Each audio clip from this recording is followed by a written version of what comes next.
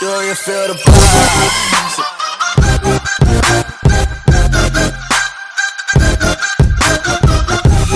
Hi, I'm Brady, and this is the evolution of mobile learning. This video will trace the emergence and transformation of personal mobile networked learning in K-12 education.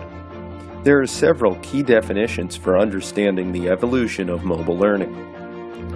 The first is educational technology. This is the interactive technology to enable effective learning. It may include fixed, desktop, mobile, and wearable devices and their software. The next definition is e-learning. This is a form of distance learning that relies on electronic technology.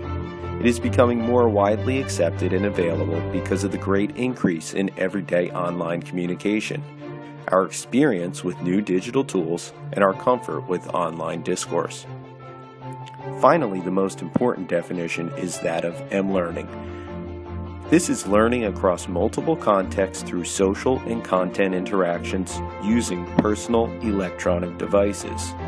Personal devices are things like tablets and smartphones. The emergence of mobile instructional technology in education traces its roots back to printed books. In 1436, the first printing press emerged.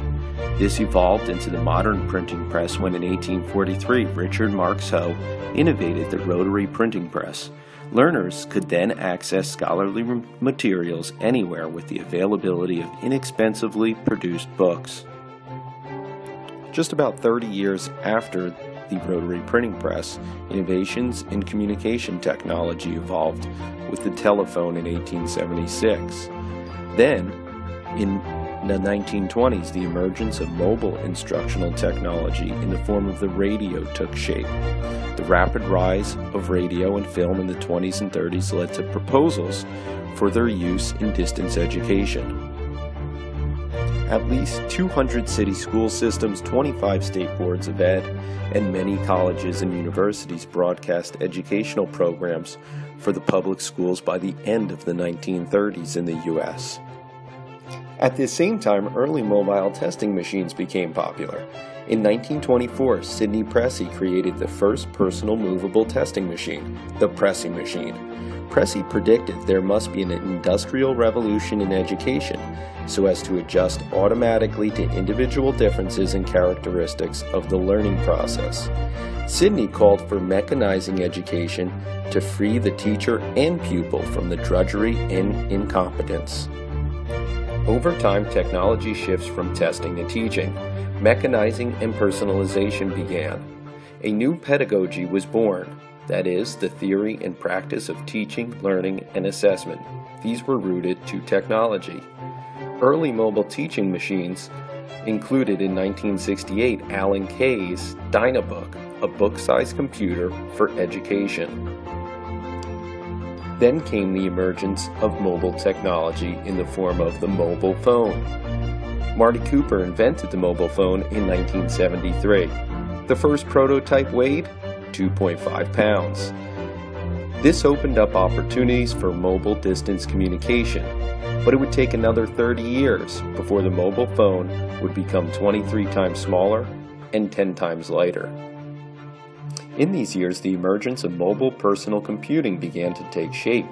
In 1975, IBM 5000 became the first available portable computer, laying the groundwork for mobile ed. In 1984, the first PDA was launched, and then in 1995, the Internet exploded onto the scene in education with email, web browsers, and chat functionality.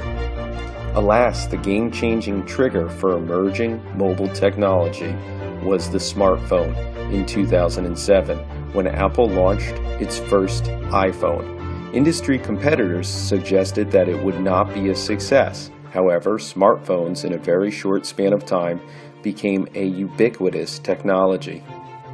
But the true transformation of mobile technology in education occurred in 2010 when Apple released the first iPad tablet. For Part 2, we'll be looking at the current state of mobile learning, including positives and negatives that exist today.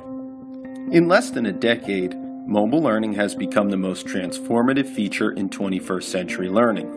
Unfortunately for students, controversy and lack of research are shaping the defining feature of learning in the digital age: mobility. There's clear evidence that mobile learning enables personalized, on-the-go, and novel learning environments that will in time revolutionize the education system. However, today, prevailing attitudes and prejudices against using technology in education pose some challenges to the full adoption of mobile learning. The current state dates back to 2009, 1 year before tablets were launched. This was when Bill Gates noted, "The world of education is a sector of the economy so far the least changed by technology. 10 years from now, that won't be the case." 2017's K-12 IT Leadership Survey by the Consortium for School Networking ranked mobile learning the top priority for IT leaders, followed by mobile network security. New Media Horizons High Ed Preview ranked mobile learning in the top 6 trends emerging in educational technology in 2017. The consortium cites the transformative nature of learning anytime, anywhere, on any device as a key to the 21st century learning. So what does learning with mobile look like in our schools today? Currently, there are 3 basic models for mLearning in schools. There's also a handful of concerns that need to be addressed by forward-thinking policy. And last, there's 3 key features that make it an indispensable part of digital age learning. The most important thing to know about mobile learning is that mLearning is not about mobile devices. It's about the amazing outcomes that occur through the appropriate and creative use of learning with devices anytime, anywhere. At its core, mobile is a social tool and an educational tool. As a result, this technology is redefining what is formal and informal ed. Thus, the responsibilities of administrators, teachers, and students are being transformed. Currently, there's 3 policy models that schools are adopting. We have the BYOD, one-to-one, and no mobile. The Bring Your Own Device model is the most popular at this time, with more than 60% of K-12 districts in the U.S. adopting it as of 2016. About 30% of American schools have adopted a one-to-one model where schools provide personal devices like tablets and the very popular Chromebook. The inability of some districts to create a coherent policy on security and privacy has led to a number of districts banning mobile altogether. The current concerns about mLearning technology that shape these 3 models deal with accessibility, equity, security, privacy, and liability. Due to the fact that mobile is still an emerging technology, some schools lack the infrastructure to successfully create an equitable learning environment with mLearning. For instance, a lot of schools lack the servers necessary to allow all students to access information. The fundamental responsibility of schools is to provide safe and secure learning environments. IT leaders across the country say that security is their second biggest concern. Why? Because liability arises when security is not properly vetted. Currently, there are 3 key features of mobile learning that are redefining digital age ed by blurring the lines between what is social and what is educational. Connected learning is shaped by mobile because teachers and students alike are now connecting in new ways, and knowledge construction is being reshaped by this new connectedness. This is primarily a social function of mobile. Traditional research is being replaced by search, which is access to unlimited information, which is now available anytime, anywhere, and on any device. This is an educational aspect. With mobile, teachers and students have nearly unlimited tools for creating. Generating narratives and storytelling are central to demonstrating understanding. The tools for creating are what have changed most. Examples include that we can create and share coded products, video, narratives, and games as products of learning. This is both a social and an educational tool. For Part 3, we'll be looking at the future of mobile learning. We'll examine the role that usability will play in this future, and last but not least, we'll examine how security and privacy will impact this. Workplace e-learning has gone mobile for the sake of being more usable. Rather than having learning being a one-and-done experience, learners can access materials whenever they want because of mobile and micro. This new emphasis will trickle down to K-12. When we look at the future of mobile delivery, the three keys for mobile learning are social, video, and images. The term delivery refers to the platform that allows you to post content to your students and for your students to post creative content back to you and/or your class. In terms of delivery, mobile learning is all about screen size. Mobile's future is dependent on micro-learning and advances in micro-content design.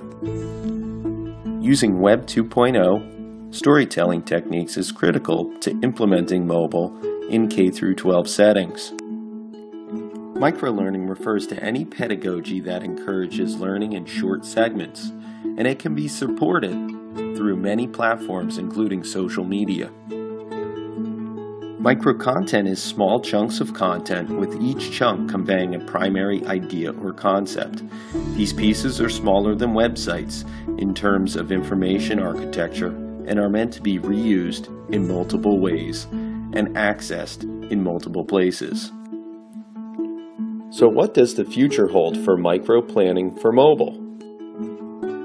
As we look ahead, micro-planning will have three aims based around bite-sized bursts. The first is to reduce the quantity of information by organizing it into bite-sized pieces.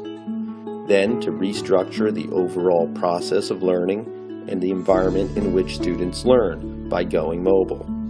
Finally, the aim is to motivate students to personalize their learning outcomes. The eTivity is online activity-based learning. It is active and interactive and sparked by a bite-sized chunk of micro-information, a stimulus or a challenge. It's prompted by an online invitation. It includes responding to postings in the manner of social learning. Finally, it is learning that takes place within an hour. Design planning in the future will be dictated by screen size and mobility, shorter and shorter in duration, and images. Virtual reality using mobile devices will continue to grow in use and popularity because of the growing emphasis on images. Wearables will also gain acceptance because of a new emphasis on activity and mobility. The big question is how well can content be delivered with wearables? In the next 5 years, we should see huge growth in this area. And as far as GPS-enabled learning, think Pokemon Go. Social micro-learning.